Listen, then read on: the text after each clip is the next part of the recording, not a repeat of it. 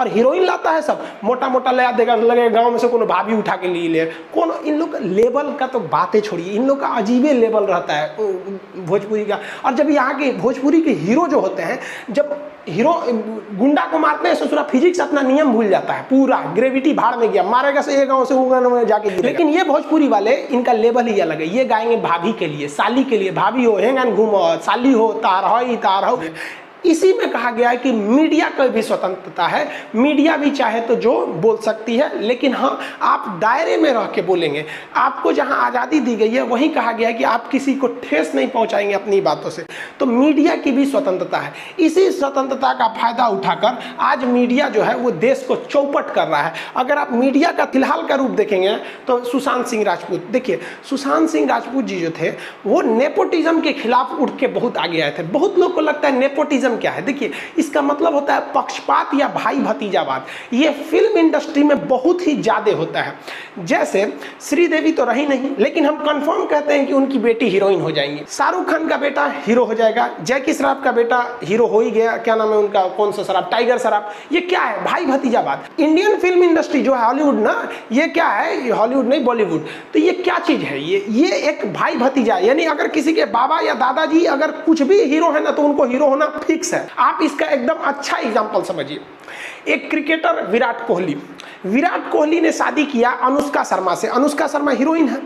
अब इनसे जो लड़का पैदा होगा, मान लीजिए कि वो बेटा पैदा होगा सपोज, अब वो बेटा चाहेगा कि हम पिता की तरह क्रिकेटर बने, तो कंफर्म नहीं है बन पाएगा, क्योंकि अगर उसमें योग्यता है तभी वो भारतीय क्रिकेटर इंडस्ट्रीज में आ पाएगा। लेकिन अगर वो क्रिकेटर नहीं बन पाया ना, तो हम आपको 110% गारंटी देते हैं कि उनकी जो मम्मी है अनुष्का शर्मा, उसको तो हीरो बना ही देंगी। ये होता है नेपोटिज्म। यानी अगर आपका बॉलीवुड में पहुंच है तो आप हीरो बनना फिक्स है, नहीं तो लात जूता खाते रहिए।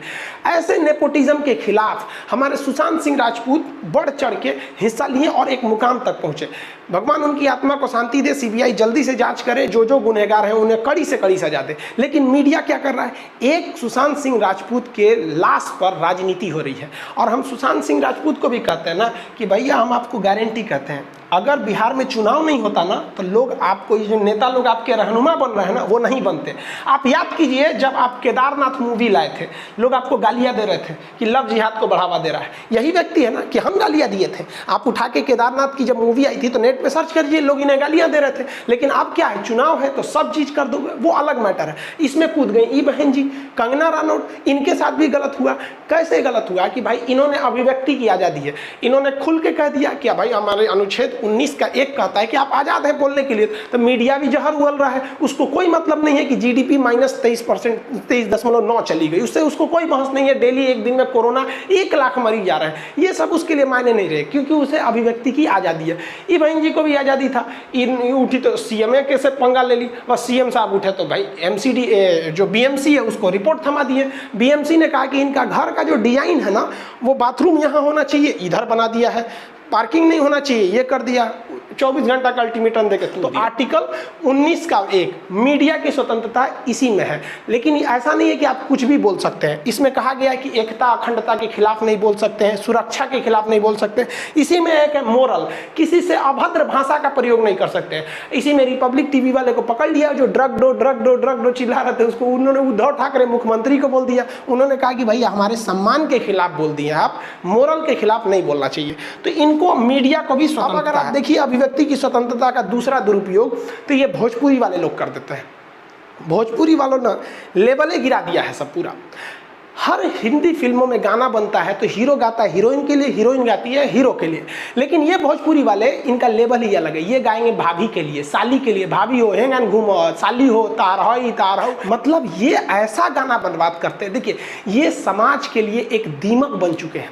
देखिए 20% भोजपुरी गाने अच्छे होते हैं, लेकिन 80% ऐसे गाने इतने भद्दे हैं कि हम आपको चैलेंज करते हैं कि आप अपनी बगल में माँ को और एक बगल में बहन को बैठकर आप उन भद्दे गाना को सुन नहीं सकते हैं। और हमारा सेंसर बोर्ड इन्हें अभिव्यक्ति की आज़ादी के नाम पर खुलेआम छूट दे देता है। ये यूपी, बिहार, झारखंड का जो बेल्ट है उसे ये भोजपुरी वाले चंद पैसे कमाने के लिए बर्बाद कर देते हैं। रिक्शा वाला खड़ा होकर खैनी लगा रहा है कहीं साइड में, ऐसा भद्दा गाना बजा देता है कि कई लोग को मतलब वहाँ खड़ा होना अपने आप में बेइज्जती लगती है। और लानत है ऐसे लोगों पे जो इस समाज की संस्कृति को बर्बाद कर रहे हैं इन भोजपुरी गानों से। आपको भी पता होगा 2-4 गानों का, ऐसे गानों को तो रोक लगाना चाहिए। गवर्नमेंट पता नहीं कहाँ सो रही है, वरना एक ट्रेडिशन को खराब कर रहा है। इन गानों की वजह से आज जो भोजपुरी बोलते हैं उन्हें कोई सम्मान की नज़र से नहीं देखता है, जानता है कि ये भी उसी कैटेगरी का आदमी होगा। तो एक अच्छी भाषा को बर्बाद कर दिया इन लोगों ने कुछ पैसे के लिए। लाता है सब मोटा मोटा ले देगा, लगे गाँव में से कोनो भाभी उठा के ले कौन। इन लोग लेवल का तो बातें छोड़िए, इन लोग का अजीबे लेवल रहता है भोजपुरी का। और जब यहाँ के भोजपुरी के हीरो जो होते हैं, जब हीरो गुंडा को मारते हैं ससुरा फिजिक्स अपना नियम भूल जाता है, पूरा ग्रेविटी भाड़ में गया, मारेगा से एक गांव से वो गांव में जाके गिरेगा। इस सबको भी रोक लगाना चाहिए।